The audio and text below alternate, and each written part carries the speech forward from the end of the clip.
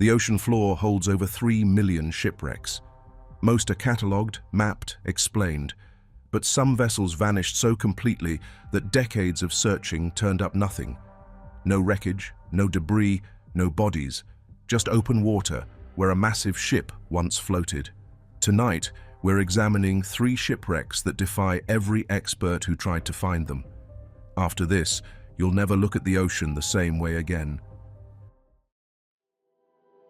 SS Waratah. The SS Waratah left Durban, South Africa on the evening of July 26, 1909, carrying 211 passengers and crew toward Cape Town. The 465-foot luxury steamer was less than a year old. She had 8 watertight compartments. The builders called her unsinkable. 24 hours later, she ceased to exist. At 4 a.m. on July 27th, the steamer Clan McIntyre passed the Waratah off the Eastern Cape coast. The ships exchanged lamp signals, identifying themselves by name and destination. The Waratah's lights were visible for hours. Later that afternoon, another vessel, the Guelph, made signal contact in deteriorating weather. That was the last confirmed sighting. The ship never reached Cape Town. She was expected on July 29th.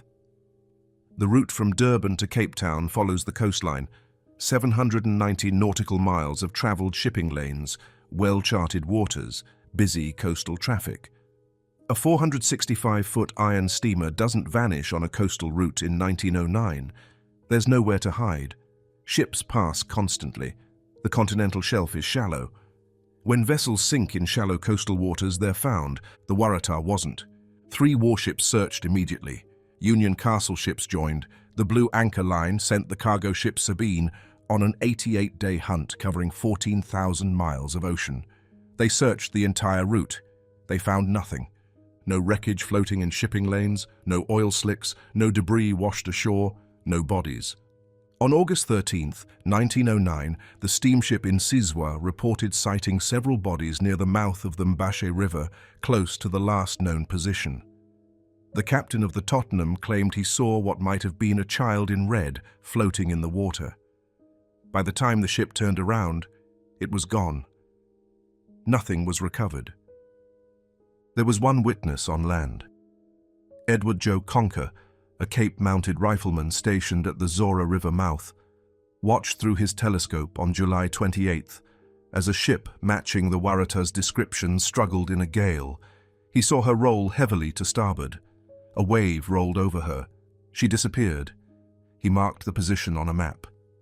3 days later, newspapers reported the Waratah was overdue. Conker didn't tell authorities for 20 years. The night before, the captain of the Harlow observed excessive smoke from a steamer in the distance. As darkness fell, his crew saw the ship's running lights. Then 2 bright flashes. The lights disappeared. The captain believed they were explosions. The cargo manifest revealed something the Blue Anchor Line tried to hide. They claimed the ship was carrying only a third of her capacity when she vanished, roughly 3,000 tons. Australian shipping records proved otherwise. On her maiden voyage, she carried 9,800 tons, nearly full capacity. On her final voyage, she was loaded with between 10,000 and 10,987 tons of cargo. Among that cargo, 1,000 tons of lead and 300 tons of lead ore concentrate. Lead ore concentrate liquefies under ship motion. It creates free surface effect, destabilizing the vessel. In 1909, no one understood this. Today it's classified as hazardous cargo. If the ore shifted, the Waratah could have capsized in seconds. But capsized ships leave debris, always. Naval architects focused on stability. The Waratah was top-heavy. Multiple passengers testified she rolled excessively in moderate seas. Some claimed when she rolled, she'd hang at steep angles before slowly righting herself. One passenger, an engineer named Claude Sawyer, got off in Durban and sent a telegram to his wife. Thought Waratah top-heavy, landed Durban. Several crew members from her sister ship Geelong allegedly refused to board, claiming the Waratah rolled like a barrel. But the ship had passed every inspection. Lloyd's of London gave her their highest rating. The the Board of Trade certified her seaworthy. Expert witnesses at the inquiry agreed she was properly designed and built. If she was dangerously unstable, every maritime authority in the world missed it. Investigators considered rogue waves.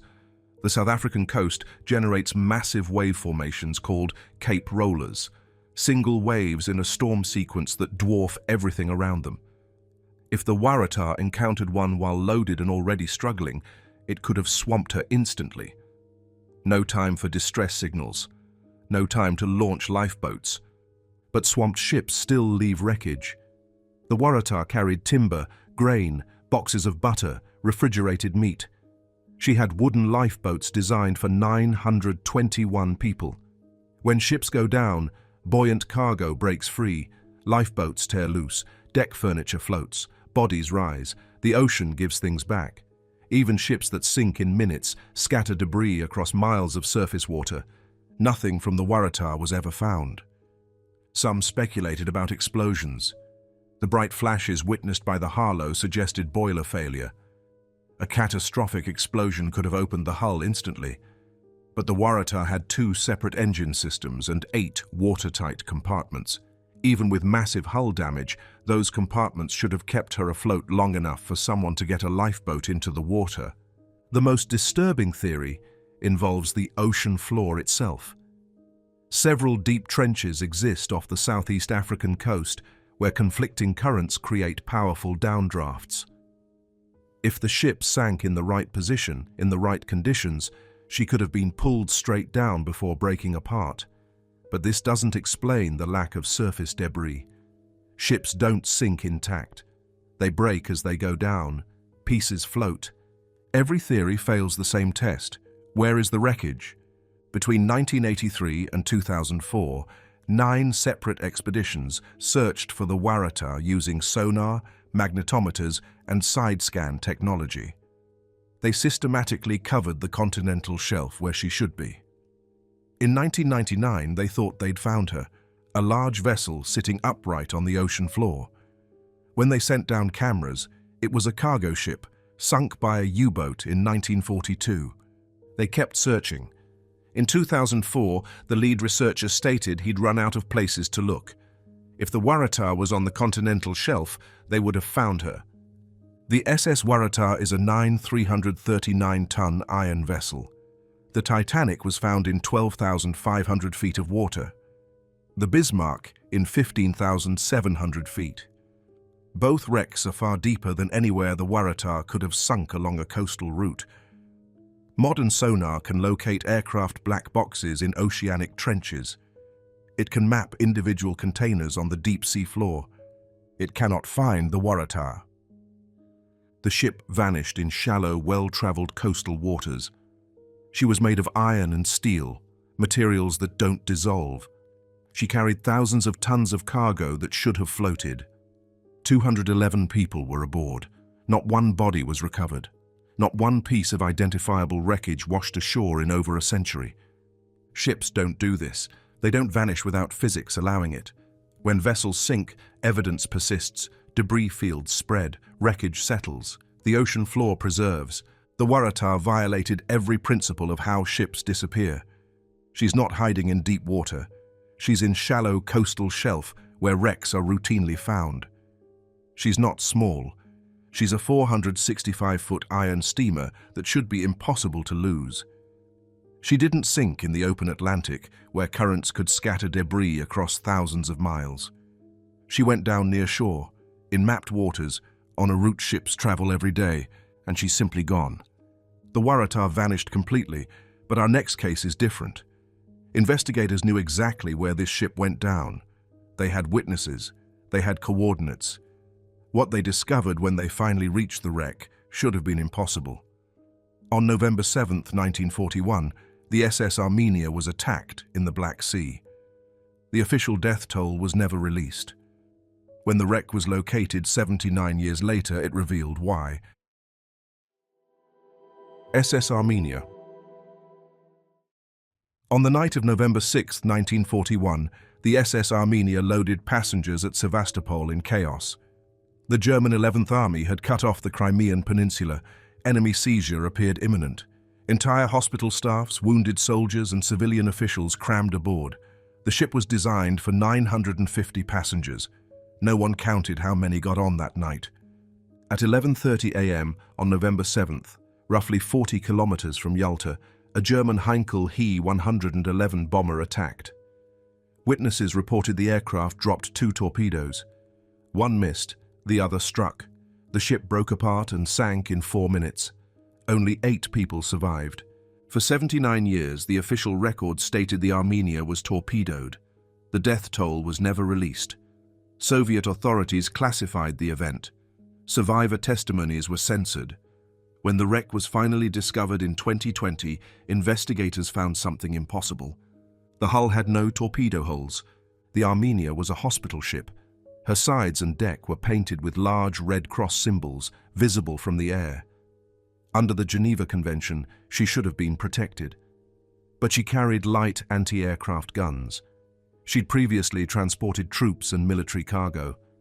On the morning of November 7th, she was traveling with military escort. Her status was compromised. The attack happened in daylight. Captain Vladimir Plaushevsky had wanted to leave under cover of darkness, but orders forced him to wait for escorts. By the time they departed, the sun was up. In the Western Black Sea in 1941, ships caught in daylight were almost guaranteed to be attacked. The ship had stopped at Yalta after leaving Sevastopol to pick up more passengers. No attempt was made at registering them. Wounded soldiers and civilians were simply crammed onto the decks. Estimates of how many people were aboard range from 5,000 to 10,000. The exact number was never recorded. Most sources settle on 6,000 to 7,000. 8 survived. That makes it one of the 3 deadliest maritime disasters in history. More died on the Armenia than on the Titanic and Lusitania combined. The Titanic killed 1,514. The Lusitania killed 1,198. The Armenia killed at minimum 5,000, possibly 7,000. Yet almost no one knows it happened. Soviet authorities buried the story. For decades, official records were incomplete. Survivors who spoke were silenced. The location of the wreck was unknown. Search efforts found nothing. Ancient ships were discovered. Vessels from both world wars were located. But not the Armenia. In 2017, the Russian Ministry of Defense detected a magnetic anomaly at the bottom of the Black Sea. In March 2020, a deep-sea, remotely operated vehicle reached the coordinates. What the cameras revealed contradicted everything. The vessel was sitting upright on the ocean floor at 1,500 meters depth. The hull was intact. It was covered in silt, but structurally whole. There were no obvious holes, no torpedo damage. The official version, that a torpedo broke the ship in 2, was impossible, but the deck told a different story. The superstructures showed terrifying traces of destruction.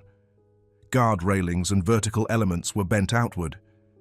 These were the consequences of explosions from above. Air bombs, not torpedoes. Investigators initially believed the attack was straightforward. A German bomber dropped torpedoes. One hit. The ship sank. Thousands drowned. But the wreck evidence doesn't support this. If a torpedo struck with enough force to sink a ship in 4 minutes, the hull should show catastrophic damage. Torpedoes explode on contact, tearing through steel plating and flooding compartments instantly. The Armenia should have a massive breach below the waterline. The wreck shows none. Some suggested the torpedo hit so precisely that it severed the ship without leaving visible damage. But torpedoes don't work that way. They're designed to create maximum hull rupture. Even if one struck at a structural weak point, the explosion would leave evidence. The Armenia's hull is clean. The deck damage points to aerial bombing. The railings bent outward indicate explosions originating from above, not below. But if bombs sank the ship, why did witnesses report torpedoes? Torpedoes and bombs are visually distinct. Pilots drop bombs. They launch torpedoes from low altitude into the water. Witnesses would know the difference. One possibility, the bomber used both. Torpedoes to strike below the waterline, bombs to devastate the deck. But this creates another problem. If torpedoes hit, where are the hull breaches? If only bombs hit, how did the ship sink in 4 minutes? Bombs damage superstructure. They don't typically sink ships that fast unless they ignite fuel or ammunition stores. The Armenia wasn't carrying ammunition. She was a hospital ship loaded with wounded and medical supplies. Even if bombs struck fuel tanks, the resulting fire wouldn't sink her in 4 minutes. Ships burned for hours before going down. The Soviet government never wanted this wreck found. The attack occurred on November 7, 1941, the anniversary of the Bolshevik Revolution, one of the most important dates in Soviet history. Losing thousands of civilians and wounded soldiers on that specific day was a propaganda disaster. The death toll was never officially released. Early estimates ranged wildly. Some said 5,000, others claimed 10,000. The truth was buried in classified records. Survivors were told not to speak. Families of the dead received no answers. The Armenia simply vanished from Soviet maritime history. When the wreck was located in 2020, researchers expected confirmation of the official story. Instead, they found a contradiction that makes no sense. The hull is intact. The deck is destroyed. The ship sank in 4 minutes with over 5,000 people aboard. 8 survived. If the hull shows no torpedo damage, the official version is false. If bombs caused the sinking, witnesses misidentified the weapon. If both torpedoes and bombs were used, why is there no torpedo evidence on a hull preserved at 1,500 meters depth? Modern wreck analysis can determine cause of sinking with precision. The Titanic's hull damage confirmed iceberg impact. The Bismarck's scuttling charges are visible. The Arizona's magazine explosion is documented in the wreckage. The Armenia's wreck should tell investigators exactly what sank her. It doesn't. The hull sits intact on the seafloor, denying the torpedo strike that every historical account describes. The deck railings are blown outward, confirming aerial bombing that no one reported as the killing blow. The ship broke apart and sank in 4 minutes, a time frame inconsistent with either weapon alone, and 79 years of Soviet silence ensured no one could verify what actually happened.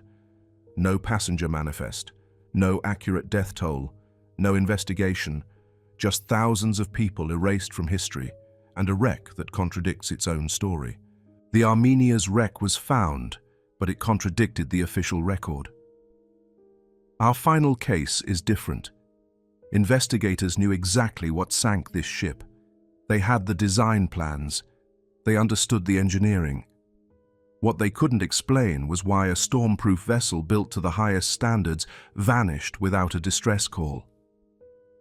On September 9, 1980, the MV Derbyshire encountered Typhoon Orchid in the Pacific. She was carrying 157,000 tons of iron ore. No one aboard survived. When the wreck was located 14 years later, it revealed a flaw that forced the entire shipping industry to rewrite its safety standards.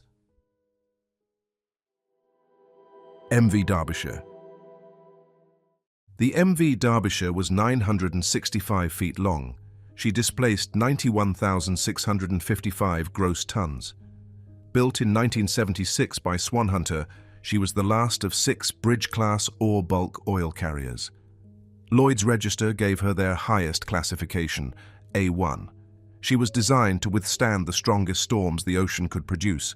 Naval architects called her storm-proof. On September 9, 1980, she vanished in Typhoon Orchid with 44 people aboard. No distress signal, no mayday, no debris. The largest British merchant ship ever built simply ceased to exist in the South China Sea. At 3 a.m. that morning, the Derbyshire reported she was hove to in a violent storm with force 11 winds and 30-foot waves. Standard procedure. The crew was experienced. Captain Geoffrey Underhill had been following weather routing advice from Ocean Routes, a commercial company that guided ships around dangerous weather. The Derbyshire's last radio message was sent at 10:19 a.m., then silence. 6 days later, the search was called off. No wreckage, no bodies, no oil slick. A ship carrying 157,446 tons of iron ore had disappeared without leaving evidence it ever existed. 6 weeks later, a Japanese tanker spotted one of the Derbyshire's lifeboats floating in the Pacific. It was empty. For 14 years, the ocean kept the wreck hidden. When it was finally located in 1994, investigators found something that shouldn't have been possible. The ship was lying 4,200 meters below the surface, broken into 4 massive sections spread across 1.3 kilometers of seafloor. The devastation was absolute, and when forensic teams analyzed the wreckage, they discovered a design flaw that had been hiding in plain sight for 4 years, a flaw that doomed every ship in her class. The Derbyshire left Septiles, Canada on July 11, 1980, bound for Kawasaki, Japan. She was carrying iron ore concentrate in 9 cargo holds, each separated by double-skinned watertight bulkheads. The voyage was routine, no mechanical problems, no warnings. By early September, she was approaching Japan when Typhoon Orchid began forming in the western Pacific. The typhoon intensified rapidly. Winds exceeded 100 knots. Waves reached 20 meters. Many ships altered course or sought shelter. The Derbyshire continued. She was built for this. Her double hull, her watertight compartments, her classification from Lloyd's, everything said she could handle it. Then the typhoon did something unexpected. Starting 3 hours after the Derbyshire's last message, Typhoon Orchid executed 3 high-speed cyclonic loops, increasing forward speed to 30 knots, with rotational wind intensities reaching 75, 80 knots. The ship was trapped in the worst radius of the storm's dangerous semicircle. The conditions weren't just severe, they were mathematically extreme, and the Derbyshire wasn't equipped to survive them. When the wreck was photographed by remotely operated vehicles in 1994, investigators found the bow section separated from the rest of the hull. The forward cargo hatches were gone. Ventilator covers near the bow had been sheared completely off. The deck showed signs of catastrophic water impact. The ship had been torn apart from the front. But there was something else, something that would take years to understand. The initial investigation found a rope near the forward cargo hatch. Investigators concluded the crew had left a hatch cover unsecured. Human error. The families of the 44 dead were told their loved ones were responsible for the sinking. The British government closed the case. 6 years later, the Derbyshire's sister ship, Kowloon Bridge, ran aground off the coast of Ireland and broke into 3 pieces. One of the breaks occurred at frame 65, a specific point in the ship's structure where the forward section met the main hull. Investigators examined the other sister ships. The Tyne Bridge had a 19-foot crack on the starboard hull at frame 65, an 11-foot crack on the port side, all in the same location. Frame 65 wasn't a coincidence. It was a design flaw. The families demanded the investigation be reopened. In 2000, the British government agreed. A new forensic examination of the wreck determined the rope found in 1994 was debris, not evidence of negligence. The crew was absolved. But the real cause was worse than anyone imagined. The initial theory blamed the crew. If a cargo hatch had been left unsecured, water would flood the hold, dragging the bow down until the ship capsized. Simple. The investigation closed in 1989 with that conclusion. But it failed to explain why the Derbyshire sent no distress signal. If flooding was gradual, the crew would have had time to react. They would have issued a mayday. They would have launched lifeboats. Ships don't sink in minutes from a single unsecured hatch. The Titanic took 2.5 hours to go down after hitting an iceberg. The Derbyshire had 9 watertight compartments. Even with catastrophic flooding in one hold, she should have stayed afloat long enough for the crew to call for help. She didn't. Some investigators focused on frame 65, the structural weak point where longitudinal support stopped on one side of a bulkhead and continued on the other. Poor alignment during construction created stress fractures. When the Kowloon Bridge broke apart, frame 65 was the failure point. When the Tyne Bridge developed cracks, they appeared at frame 65. If the Derbyshire's hull cracked at frame 65 during the typhoon, the bow section could have separated, flooding multiple holds simultaneously. But frame 65 wasn't the answer either.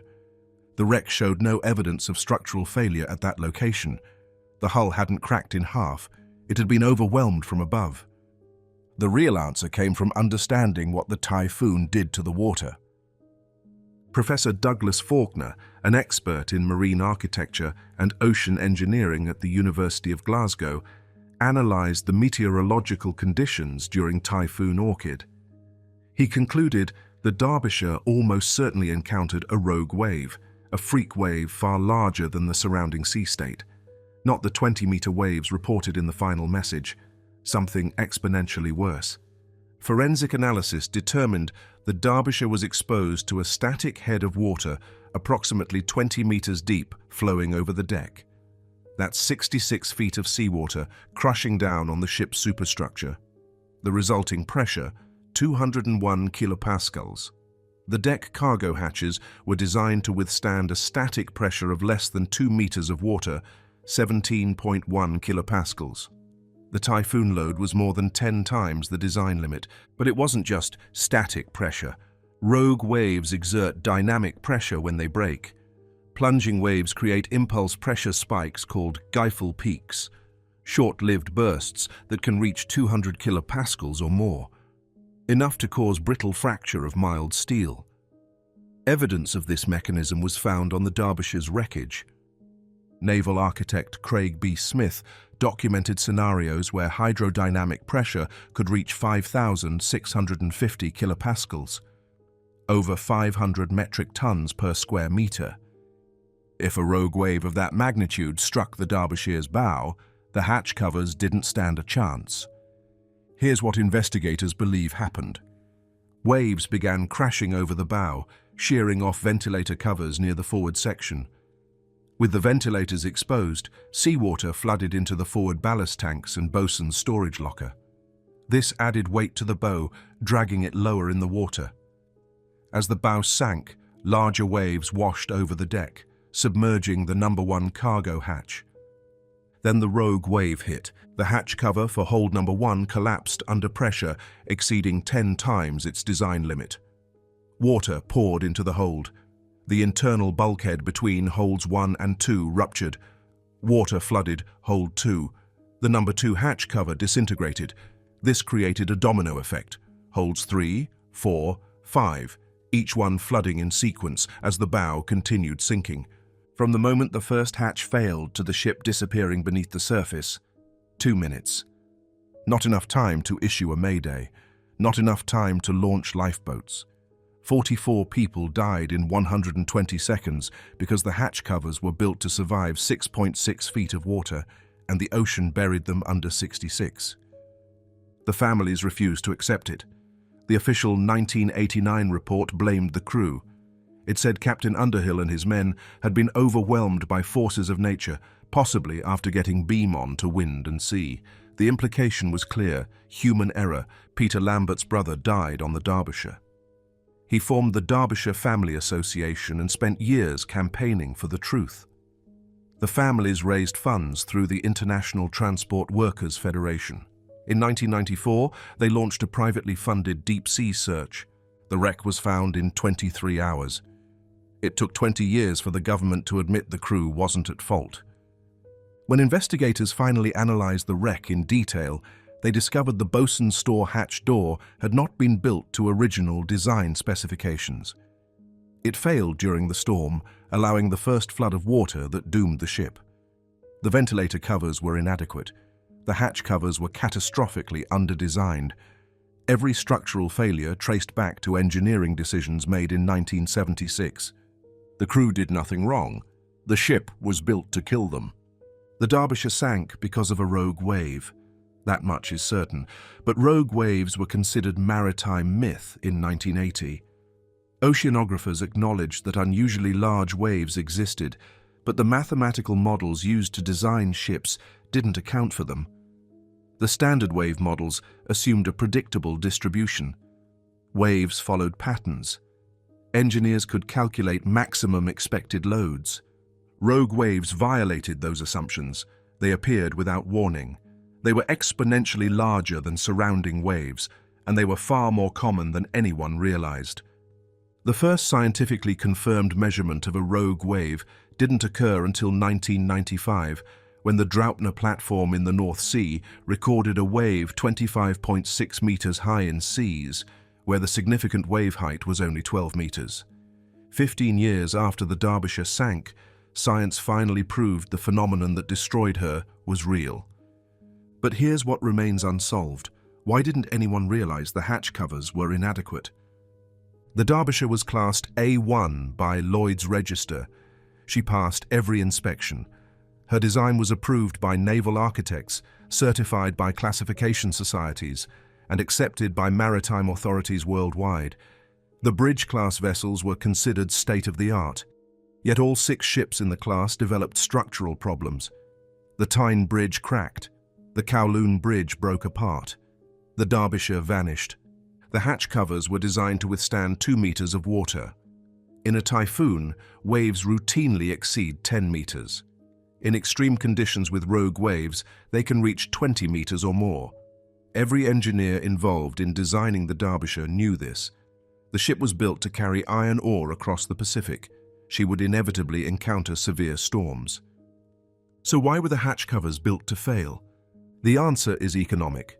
Stronger hatch covers cost more. Thicker steel, reinforced coaming, better seals, all of it adds weight and expense.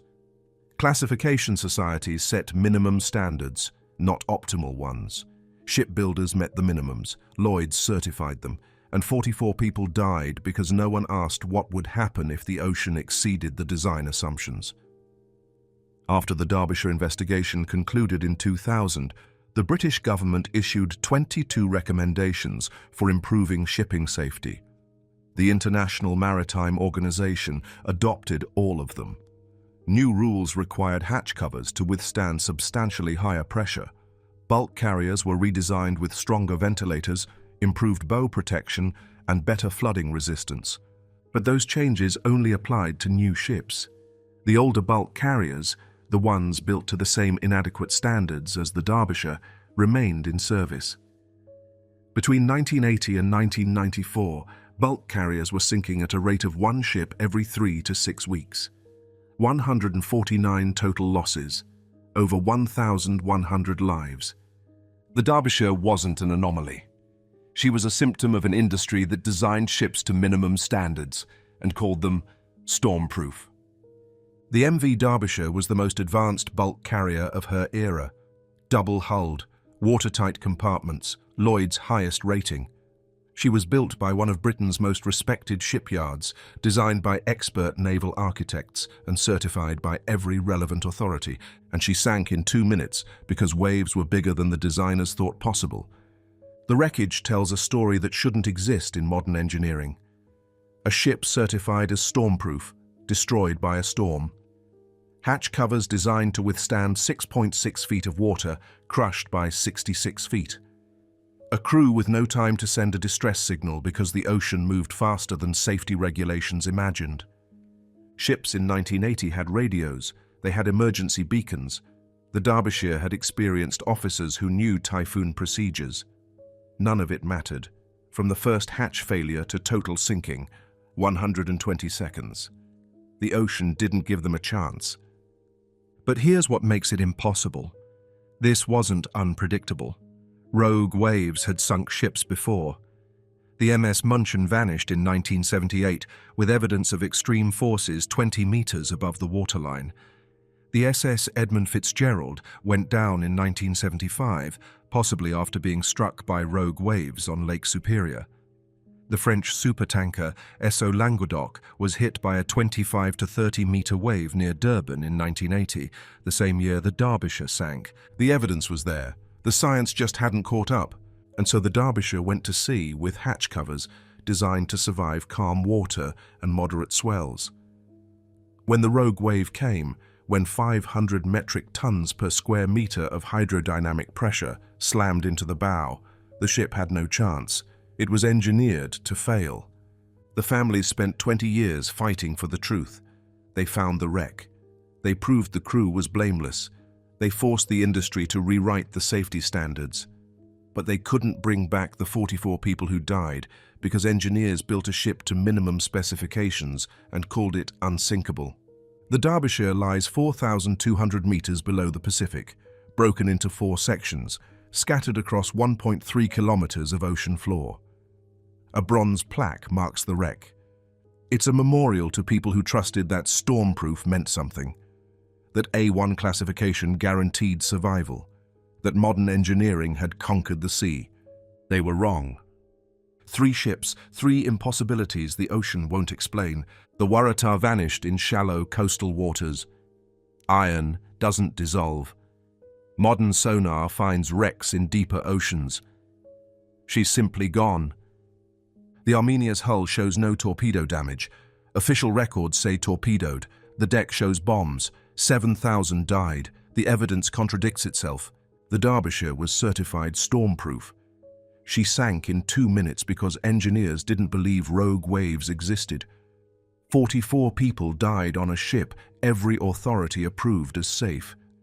These aren't mysteries because we lack technology. We have the wrecks, the forensics, the analysis. The mystery is why none of it makes sense. Why ships vanish in mapped waters. Why hulls contradict their own sinking. Why certified engineering kills everyone aboard. The ocean operates on rules we're still learning. Some mysteries don't disappear. They wait. If you've made it to the end, thank you. It means you stayed with the evidence, the questions, and the parts most people turn away from. If any of these mysteries stayed with you, leave a like so this story reaches the people who follow the frontier with us. Tell me which case pulled you in the deepest, and which place you want us to investigate next. Some mysteries don't disappear. They wait for someone to come looking.